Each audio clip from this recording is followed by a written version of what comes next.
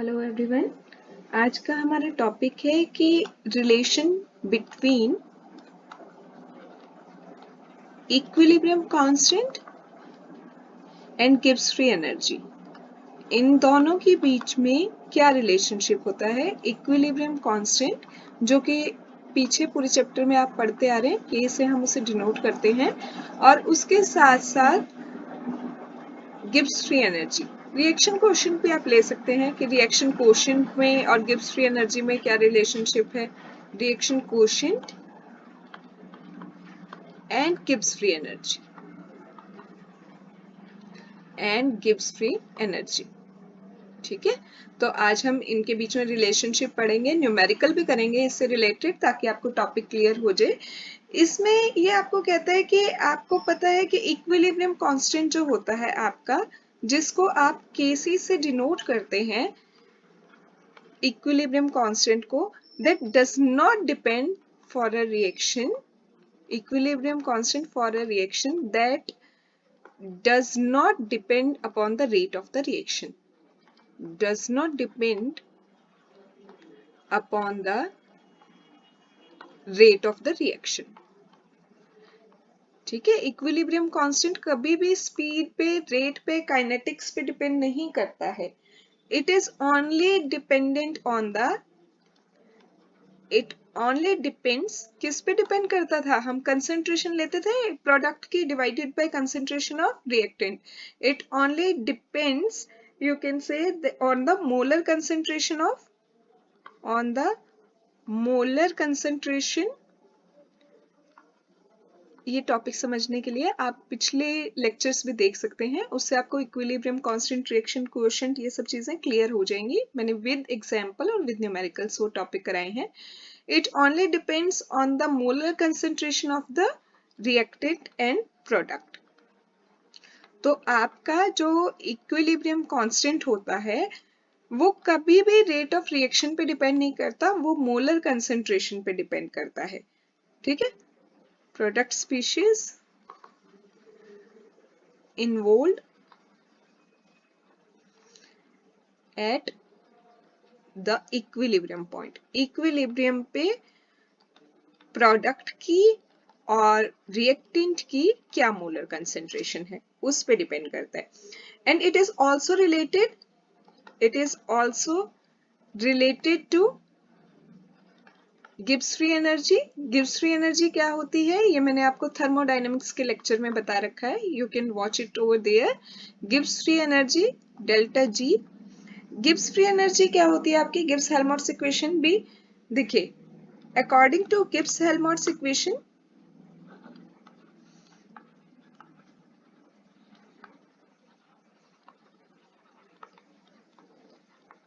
Gibbs Helmholtz equation के हिसाब से delta G is equal to delta H minus T delta S होता है, जहां पे डेल्टा जी आपका गिब्स फ्री एनर्जी होता है, एच एंथैल्पी होता है, टी टेम्परेचर होता है, एस एंट्रोपी होता है।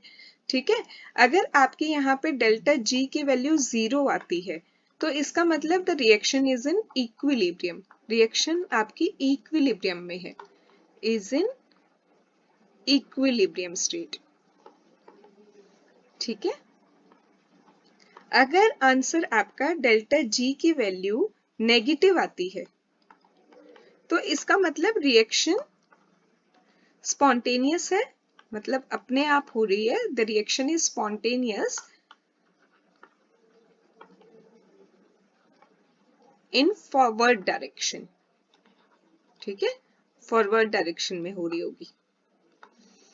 और अगर आपकी डेल्टा जी की वैल्यू पॉजिटिव आ जाती है, if delta G is equal to positive, then the reaction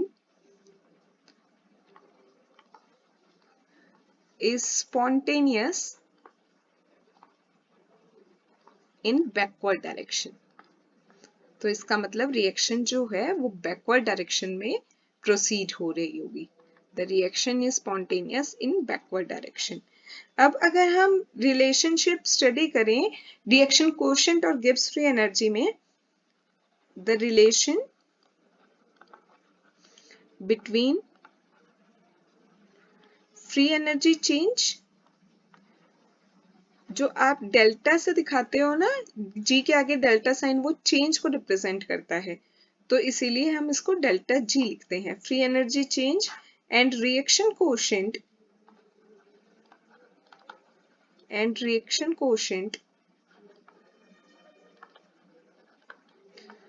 Q is expressed as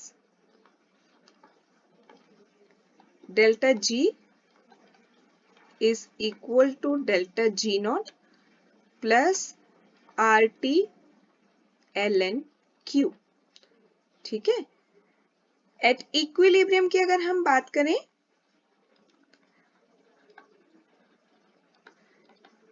equilibrium पे डेल्टा G की वैल्यू 0 होती है, तो इसमें यहाँ पे 0 अगर मैं पुट कर देती हूँ तो 0 आ जाएगा is equal to delta G naught plus RT ln Q।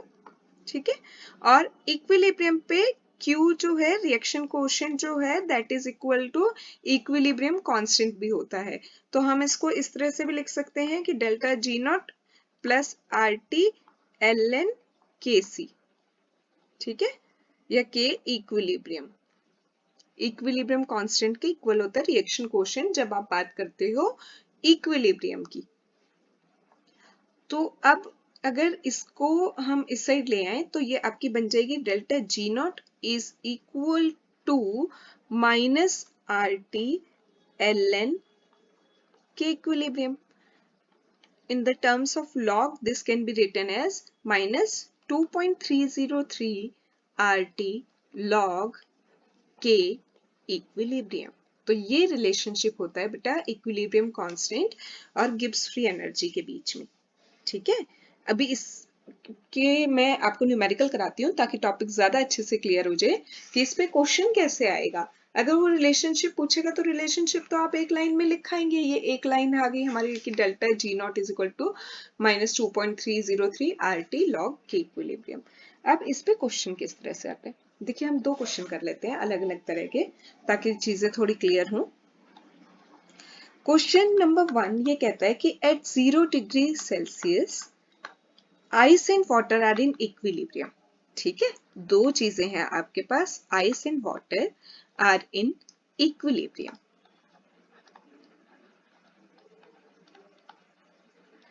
और जो डेल्टा H है रिएक्शन के लिए, एंथैल्पी चेंज जो है दैट इज 6.0 किलो जूल पर mole inverse for the process. ठीक है, ये एंथैल्पी चेंज दिया है इन्होंने। अब ये कहते हैं कि H2O आइस से आपका सॉलिड, आइस सॉलिड है, उससे H2O जो है लिक्विड बन रहा है आपका। तो आपने क्या करना है, एक तो what will be delta S entropy change निकालना है, delta G Gibbs free energy change निकालना है, किस इस ऊपर वाली प्रोसेस में for the conversion of ice into liquid water. जब आप आइस को लिक्विड वाटर में कन्वर्ट कर रहे हैं तो एंट्रोपी चेंज और गिब्स फ्री एनर्जी चेंज क्या आएगा। तो देखिए इसके लिए सॉल्व करते हैं। इक्विलिब्रियम पे हमारी रिएक्शन क्या हो रही है, इक्विलिब्रियम पे होगा कि आइस जो है वो लिक्विड में कन्वर्ट हो रही होगी और लिक्विड जो है आपका वो वापस आइस में कन्वर्ट हो रहा होगा। उसने कहा है कि प्रोसेस इक्विलिब्रियम में है, इक्विलिब्रियम में है इसका मतलब रिवर्सिबल है। अब आपको ये चीज पता है कि इक्विलिब्रियम में डेल्टा G की जो वैल्यू होती है वो 0 होती है। ठीक है, डेल्टा G जो है वो 0 होता है एट इक्विलिब्रियम।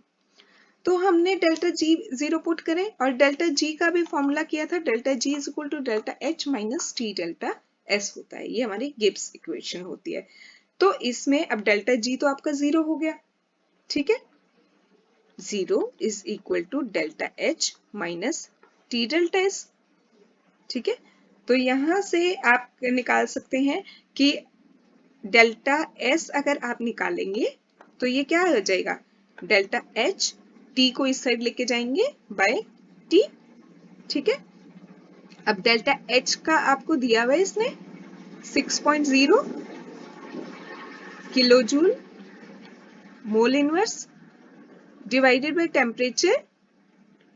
टेम्परेचर अगर मेंशन नहीं है, मेंशन है 0 डिग्री सेल्सियस, केल्विन में कन्वर्ट कर दीजिए। केल्विन में कन्वर्ट करेंगे तो कितना आ जाएगा 273 केल्विन।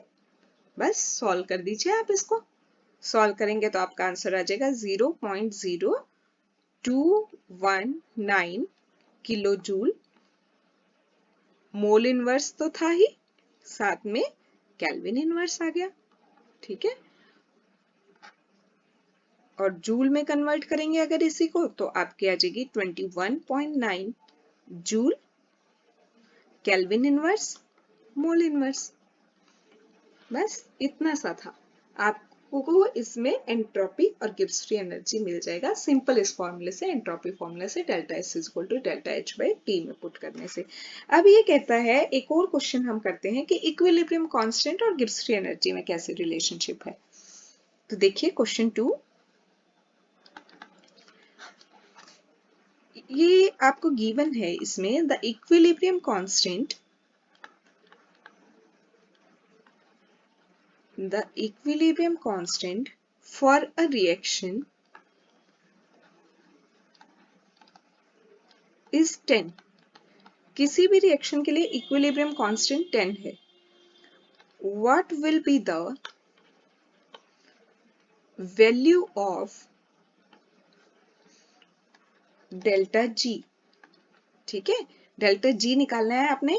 आर आपको पता ही है, नहीं तो गिवन भी होता है क्वेश्चन में ज्यादातर बार 8.314 होती है उसकी वैल्यू।